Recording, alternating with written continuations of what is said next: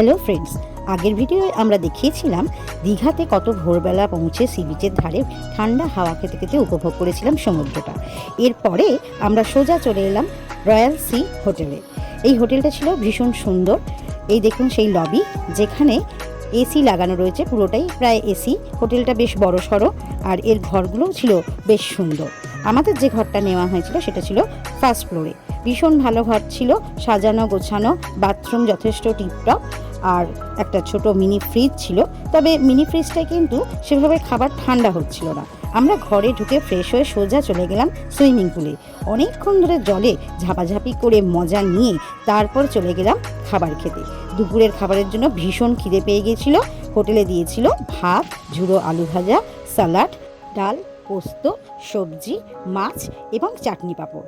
এই দিয়ে সেদিনের লাঞ্চ আমরা সারলাম। ভিডিওটা ভালো লাগলে লাইক, কমেন্ট, সাবস্ক্রাইব করবেন। টাটা।